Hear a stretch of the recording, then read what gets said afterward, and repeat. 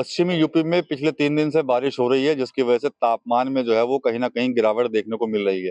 लेकिन इसी बीच एक बयान ऐसा सुर्खियों में है जिसकी वजह से जो सियासी तापमान है वो काफ़ी बढ़ गया है।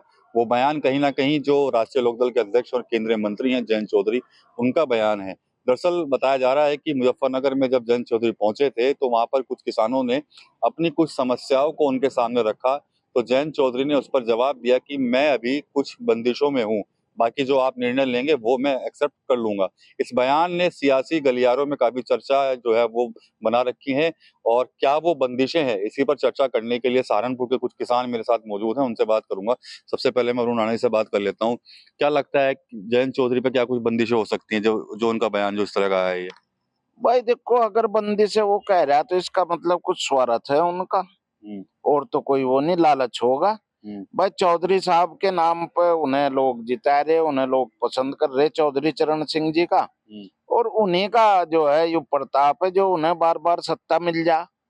बाकी बंदिश का बताना तो ये किसान के लिए दुर्भाग्यपूर्ण है, और किसानों के लिए तो कोई सी सरकार आ जा, बंदिश ही बंदिश है। हमारा गन्ने का भुगतान आज तक नहीं हो रहा, ये बजाज की मिल है।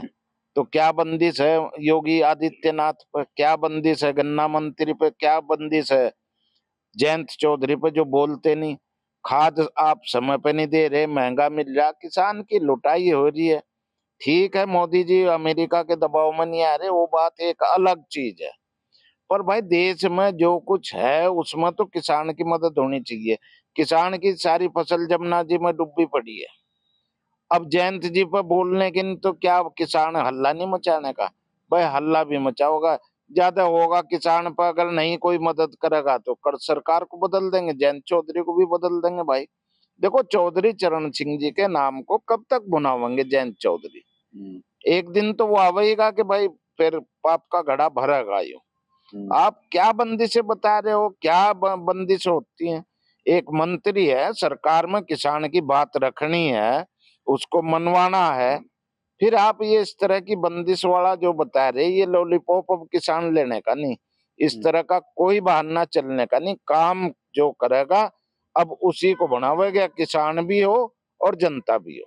ठीक है, विनोद पुंडरीक जी भी यहाँ पर। पुंडरीक साहब ये बताइए कि जब जयंत चौधरी मंत्री बने थे, सरकार के में आए थे, साथ में शामिल हुए थे, तो किसानों को बहुत उम्मीद थी कि भाई जो समस्या है किसानों की पश्चिमी उत्तर प्रदेश की, वो कहीं ना कहीं जयंत चौधरी के माध्यम से वो रख सकेंगे और उन समस्याओं को से उनको समाधान निकलेगा, निजात मिलेगी। लेकिन अब जो बयान है, जब किसान अपनी समस्या उनके सामने रख रहे हैं, तो जयंत चौधरी कह रहे हैं कि भाई बंदिशें है अभी कहीं।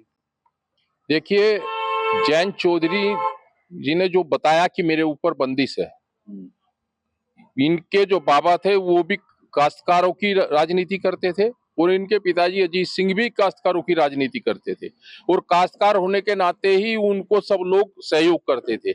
इसीलिए अजीत सिंह जी और जयंत चौधरी मंत्री भी बने, किसी भी सरकार में गए वहीं जाकर उनको मंत्री पद नवाजा गया। लेकिन दुर्भाग्य इस बात का है, जिस समय ये अब इन्होंने जाकर समर्थन दिया था भाजपा को, उस समय इन्होंने कहा था कि मैं काश्तकारों की बात रखूंगा। काश्तकारों की बात रखते बताते कि भाई हमारा गन्ना बेल्ट है, और गन्ना बेल्ट में हम लोगों को बीज से लेके खाद तक और दवाइयों तक उसकी बंधाई और उसका सब कुछ जो खर्च आता है वो बड़ा भारी खर्च है, और उस खर्च में जो है वो कैश देना पड़ता है काश्तकार को। उसमें कोई या फिर वो लोन लेगा बैंक से, और लोन लेने के बाद देगा उसको, लेकिन उसका भुगतान कब होगा? 1.5-2 साल बाद। उस पर कोई इंटरेस्ट नहीं है। सरकार ने कई बार ये भी कमिटमेंट कर लिया कि नहीं, आपको ये टाइमली इसका पेमेंट होगा। टाइमली कहाँ हो रहा? बजाज मिल किसकी है, या और जो सब मिले हैं वो किसकी हैं? उनमें कहीं ना कहीं हिस्सेदारी तो सरकारी तंत्र की है। बिल्कुल अगर स्पष्ट कहा जाए तो उनमें कुछ मंत्रियों का हाथ है, तो वो पेमेंट क्यों करेंगे? वो तो नीडर है इस बात से, और इसीलिए गन्ने का पेमेंट नहीं होता, काश्तकार तड़पता है। एक बैंक, अगर आप 10,000 रुपए भी लेंगे बैंक से, तो उसकी कितनी गारंटी लेगा उस आदमी से जो लोन लेगा कि उसका पूरा घर, उसकी पूरी जमीन, उसका सब कुछ रख लेंगे? 3 लाख रुपए में तो सारी जमीन रख लेते हैं काश्तकार की। और बैंक ये क्या करते हैं मिल, ये तो हजारों करोड़ रुपए कैश में रखते हैं, ना किसी का किसी गारंटी देनी, ना किसी से कुछ करना, और इंटरेस्ट कमा रहे हैं बाकायदा ये इंडस्ट्री अपनी बढ़ाए जा रहे हैं, लेकिन काश्तकारों का पैसा है और काश्तकार लूट रहा है। और मोदी जी भी कह रहे हैं, बड़ी अच्छी बात उन्होंने कह दिया कि भाई मैं अमेरिका के सामने नहीं झुकूंगा और मैं काश्तकारों के बिहाफ पे कोई मैं ऐसी राजनीति नहीं करूंगा या मैं नहीं दबूंगा, मैं काश्तकारों को उठाना चाहता हूं। कहां उठा रहे हैं काश्तकारों को? आपने न तो ये कहा भाई ये जो कालाबाजारी हो रही है खाद पे, वो क्यों हो रही है? ये नकली दवाई आ रहे हैं, नकली खाद आ रहे हैं, नकली खाद पकड़े जा रहे हैं और नकली खाद पकड़े जा रहे हैं। काश्तकार को क्या पता? वो पहले टेस्टिंग कराए क्या? आपके यहाँ से जो आएगा उसकी टेस्टिंग कराए तब जाके आप उसको खाद को अपने खेत में डाल ले। तो काश्तकार तो इसी में रहेगा। बड़ा दुर्भाग्य है। कहते हैं कि काश्तकार की फसल का बीमा भी होगा।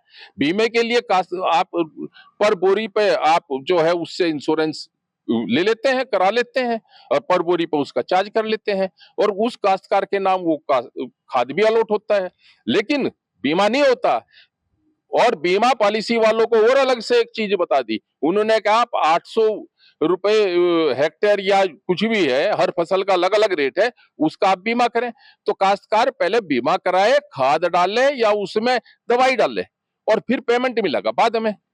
तो क्या करेगा काश्तकार? तो डूब चुका है और डूब रहा है। अगर इसी तरीके से कोई भी सरकार रहे, किसी भी पार्टी की सरकार रहे, अगर काश्तकारों को के पीछे इनका कोई ध्यान नहीं होगा और ये काश्तकारों को नहीं उबार पाने के और इनकी तरफ नहीं सोचेंगे, तो क्या मैं तो सभी पार्टियों से कहूंगा कि आप ये सोच रहे हैं कि जो मिडिल क्लास काश्तकार है क्या उसको बिल्कुल गरीब बना देंगे क्या? आप क्या काश्तकारी को इंडस्ट्रियल एरिया वालों को पकड़ा देंगे क्या? उद्योग वालों को पकड़ा देंगे क्या कि ये तो दिवालिया हो गए, इनकी जमीन आप ले लो? तो क्या करना चाह रही है गवर्नमेंट? दोनों ही पक्ष विपक्ष को इस पर अपना मंतव्य क्लियर करना चाहिए। और मैं तो स्पष्ट कहता हूं मोदी जी से भी, अगर आपको वाकई काश्तकार के हित की बात करनी है और काश्तकार की इतनी चिंता है तो काश्तकार के प्रति कुछ न कुछ देने की बात करिए। काश्तकार के खाद को दीजिए। आप क्यों ब्लैकमेल हो रही है? नेपाल जा रहा है खाद, क्यों ब्लैकमेल हो रही है? आपके ही तो शासन में हो रही है, नेपाल क्यों जा रहा है? तो आप अपना देखिए ना, बॉर्डर सील करिए ना। आपको तो बॉर्डर सील कराने चाहिए थे, तो आपने बॉर्डर सील नहीं कराए और यहाँ त्राही त्राही मच रही है। यहाँ टाइम पे अगर हम फसल में खाद टाइम पे नहीं डालेंगे, हमारी फसल उतना उत्पादन नहीं दे पाने की और फिर भुखमरी के कगार पा जाएगा अगर हर काश्तकार इस तरीके से त्रस्त रहा तो। ये तो काश्तकार डूब गया। और अभी ये तो एक प्राकृतिक आपदा, अभी आप जो है सीधा सीधा बाढ़ कितनी है, पानी कितना है और इस पानी में काश्तकार की तो फसल डूब गई। आपका सर्वेयर है, आप सर्वे करा सकते हैं, आपका पटवारी है, आपका अमीन है, आपका पत्रोल है, हर चीज आपकी, आपके तहसीलदार हैं, एसडीएम है, सब हैं। अगर आप देखें यहाँ से तो कितना क्यूसिक पानी छोड़ा, कितना, अगर इतना क्यूसिक पानी यहाँ हथनीकुंड से छोड़ा गया, 3,21,000 क्यूसिक पानी छोड़ दिया, तो ये पानी तो इकट्ठा हुआ ना, तो जा तो रहा हमारी जमीन से निकल के। दिल्ली और प्रयागराज तो बहुत बाद में पहुंचेगा, पहले तो हम ही लोगों को ये तहस नहस करते जा रहा है। कितने पेड़, कितनी फसल, कितने सब कुछ नष्ट हो रहा है और देने के नाम पे सरकार ठेंगा दिखाती है। पिछले साल भी मेरे खेत में पानी आया और मेरी फसल डूब गई, खुद मेरी फसल डूब गई और उसमें तहसीलदार और एसडीएम और आपके सीओ सब उसमें सम्मिलित थे और खड़े हुए देख रहे थे कि हाँ भाई ये अगला गांव डूबने वाला है, इसको कैसे बचाया जाए। और वहां पर खड़े होकर कह रहे ये तो बड़ा नुकसान हो गया, हमारे नौकरों को कह रहे हैं बड़ा नुकसान हो गया। उन्होंने कहा नुकसान तो हो गया, लेकिन आज तक एक नया पैसा किसी को देने की बात नहीं है। अगर आप सोचें तो कहां जाएगा काश्तकार? काश्तकार क्या भीख मांगेगा? क्या पल्ला पसार के भीख मांगेगा? किसानों की जो बातें हैं, समस्याएं हैं, उन्हीं को लेकर हम बात कर रहे हैं। क्या जयंत चौधरी नहीं उठा पा रहे हैं उनको पुरजोर तरीके जो उठानी चाहिए थी उनको? बिल्कुल भी नहीं उठा पा रहे। यही तो बात उठाने की थी, यही तो कहना था कि हमारी फसलें डूब गई, यही तो कहना था कि हमें खाद सही समय पे चाहिए काश्तकारों को, यही तो कहना था कि इनको जो है बैंक वालों ने सबको तरसा रखा है, 3 लाख के लोन पे 15-15, 20-20 हजार रुपए की खर्च करा लेते हैं और चक्कर कटवाते हैं बिना बात के। यही तो बात करनी थी, नकली दवाइयों पे ही तो पैन लगाना था और इन्हीं बातों को लेकर उनको कहना था कि गन्ने का पेमेंट करा दें और कहना चाहिए हाँ भाई इनको पेमेंट मिलना चाहिए। और नहीं तो अगर हमें हमारे गन्ने के बकाया पे ब्याज नहीं देना चाहते हैं तो हमसे वो जो बैंक का लोन है उसका ब्याज मत ले। ठीक है। विनय भाई भी यहाँ पर आए हैं, अभी भी उनसे बात कर लेता हूँ। क्या लगता है कि कहीं बंदिशों में है क्या जयंत चौधरी? कुछ लग रहा है आपको ऐसा? देखिए, जयंत चौधरी के दादाजी और उनके पिताजी धरतीपुत्र कहलाए गए। अगर जयंत चौधरी पर इतनी बंदिशें लग गई हैं तो क्या फायदा है उसे ऐसी सरकार में रहने का? क्यों अपनी मट्टी पलीत करवा रहे हैं? जयंत चौधरी पर अगर बंदिशें हैं तो क्यों नहीं छोड़ देते क्या नाम संगठन को, इसको, भाजपा को? क्या मुसीबत है उनके ऊपर? जबकि उन्होंने हमेशा किसानों की राजनीति की है और किसानों के हित के लिए ही उन्होंने आवाज उठाई है हमेशा। अगर वो इतने दबाव में है तो मैं मानता हूं कि जयंत चौधरी बिल्कुल खत्म है। इनको धरतीपुत्र जो इनके दादा और पिताजी रहे हैं उनको भी ये कलंकित कर रहे हैं, और मैं इनके इस बयान से बिल्कुल इत्तेफाक नहीं रखता जिस तरह से इन्होंने बयान दिया है। और अगर ये किसान के मुद्दे को नहीं उठा सकते तो कोई फायदा नहीं है इनका पार्टी में रहने से। तो किसान है यहाँ सहारनपुर के, बात हमने सभी से की है बारी बारी से। तो कहीं ना कहीं जो जयंत चौधरी जो मुद्दे नहीं उठा पा रहे हैं उसको लेकर जो किसान है सहारनपुर के अंदर वो काफी कुछ कह गए हैं और साफ तौर पर कह रहे हैं कि भाई परिवार की जो पृष्ठभूमि रही है, चाहे उनके दादा जो पूर्व प्रधानमंत्री थे चौधरी चरण सिंह या फिर उनके पिता चौधरी अजीत सिंह, जो उनकी पृष्ठभूमि थी उनको धरतीपुत्र कहा जाता था और वो लगातार किसानों के मुद्दे उठा रहे थे। आखिर क्या वजह है जो जयंत चौधरी किस दबाव में है और वो किसानों की बात जो है वो सरकार तक पहुंचा नहीं पा रहे हैं? टीवी 9 यूपी के लिए सहारनपुर से विकास कपिल।